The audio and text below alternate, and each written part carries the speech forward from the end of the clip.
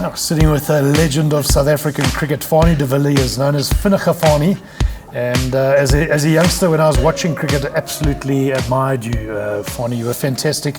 You were the death bowler. You were the guy that was, when the chips were down, you were the man that stood up. You grew up in the Free State, Northern Free State, farm boy. Chicken obviously played a massive role in your life. No, you're right, absolutely. But before we start, Al, to see a Soti in Fellies, I mean, this is fantastic. Yeah. You obviously stay up. How long did it take you to buy your first fair Yeah, Fellies? this is something new. Put a little bit of colour. You got the green on the Felly. I've got my blue. But never worn a Felly before. We did once or twice. You sometimes drank a beverage out of it, but never worn them. So welcome in the club. I've come across. I grew up on a farm in the Northern Free State, and protein, obviously a big part of any family's diet. And I think your poorer folk around, especially the workers on the farm, they need protein. And every farmer really had the cages and the egg side of it, and the protein side of that's cheaper protein, if you call it that. And I was a keen supporter of all the chickens. I used to walk around with a chicken under my arm. And there's a little birdie that's telling me that you might have been a chicken savior. You wanted to look after these chickens and make sure that they were protected. Well, you're putting me on the spot here. I actually thought of myself as a savior because there were always these bloody big cocks sitting on the chickens, and I hated them for doing it because they were literally sitting on them, and then they were pecking at plucking the feathers out of their heads. I obviously didn't know much about life, and I used to save the hens. You came running in, flip and kick them. Huh? I promise you. And every time I obviously got into the area, they tried to attack me because I obviously buggered their social life up. But needless to say, I found out later what it was, and I felt sorry for the old males. Yeah. But definitely couldn't handle the bullying. I saw it as bullying. It's amazing. So I think this Fanie, it was before cricket. He was Fanie coming in to save the hens. Now it's a true story. You obviously, you've had a more intimate association because you've been closer to the source, the chicken, where it's actually in the coop, running around, scratching, and also harvesting the eggs. Harvesting it, and all that kind of stuff, which is fantastic. Your mother or your father, your folks must have played a crucial role. How did they influence you with the meals they served and stuff like that? I think one of the staple diets when it comes to protein on a farm is very much chicken. Not everybody can afford the lamb and the beef around, but I think the portions is more worthwhile talking about. Mum, earlier on, because we were 5 kids, sometimes friends visiting us, coming back to the farm to go to the school next day, doesn't matter, sometimes there were 6, 7 of us. She was one of the first to serve the pieces of chicken. Remember, there weren't pieces of chicken in the old days. There was the whole chicken. It was the whole chicken. So I ended up with a neck and the wings. Was that your favorite? Well, piece? It was forced on me. I was the youngest in the family. So you got the neck. I had to wait for my boot to leave house before I could go to the next level. So you got the breast and the other one got the drumstick? Yes, absolutely. Thighs, especially the thighs. Nice. But Mum had a special way. She kind of pre-cooked it in those days. I'm talking about 50 years back already. You're an old man. No, I'm 58 years old. Can you believe it?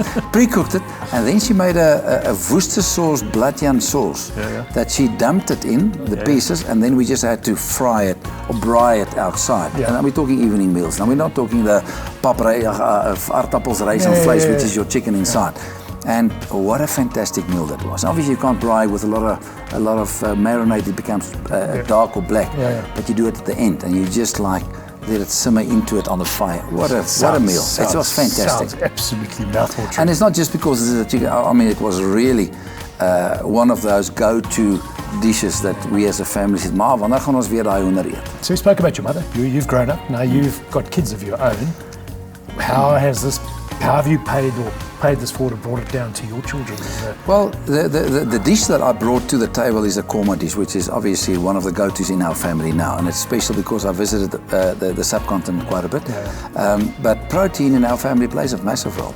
I think parents are making a big mistake not to have eggs in the morning for breakfast with the kids, and all the porridges that they have. There's not a lot of protein in there. In actual fact, there's no protein most probably in most. More carbs. So the chicken plays a massive role. On the protein side in the mornings, and then obviously as much protein, and chicken is one of the cheapest, which is the easiest in a household and the easiest to make too, the quickest to make too when it comes to cooking it. So chicken has always played a massive role. Red meat plays a role, obviously, as sporting people. We know how important that is too, to be subsidized by protein meat from chicken, fish and the rest. One thing I can say on camera, I mean, that chicken korma meal that you just produced was absolutely sensational. And that's something that's come from your cricketing background that you've picked up. That's actually special if you think about it. It is, and to bring that in, I mean, as a sportsman, when we travel the world and stuff like that, you've actually brought something back and you brought it into your family and you produce that for your children. And they love it. If there's a meal that the kids would say, like I used to say, "Ma, wanneer eet ons daai hoenderstukkies met daai sauce?" That's what my kids say. When are we going to have the yellow sauce again? They call it yellow sauce. And the kids absolutely love it. And it's not often that you can have a carrier down with all the different beautiful spices and smells that the kids can enjoy. So it's not a burning exercise at all. It's literally a sweet cream-based dish. Now finally, you love chicken. We can clearly see that you love your chicken. You've grown up with it as a meal and a food source.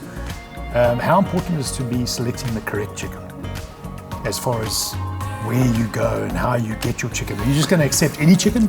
Well, to be honest with you, I've been waiting a long time, and this is gospel. This is not because we're part of a system. I've been waiting a long time for packages of wings, especially the drum bits of the wings. That's what I do. I go and buy 300, 400, 500 rands worth of drum pieces of the wing. What do you call it? The drum, you know, the thicker piece of the wing. The smaller pieces cut off, kind of packages, and I put it on skewers, and the kids absolutely love that. That's on the braaiing side. So you physically take the skewer, put them on, and I've got my skewers. In actual fact, I've got 6 skewers that you can put. You can put about 150 on the skewers that I have. Hence the reason that there's a lot of kids always coming and they always want me to do the chicken wings, and it is a fantastic meal. And I believe Henwell is bringing out now a package of chicken wings with a little bit of sauce. And if I can take you back in time, we literally didn't have chicken wings in the old days.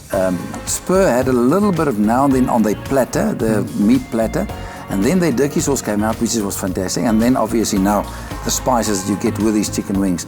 And absolutely love the idea of buying chicken wings as a meal, as a braai outside, not just red meat.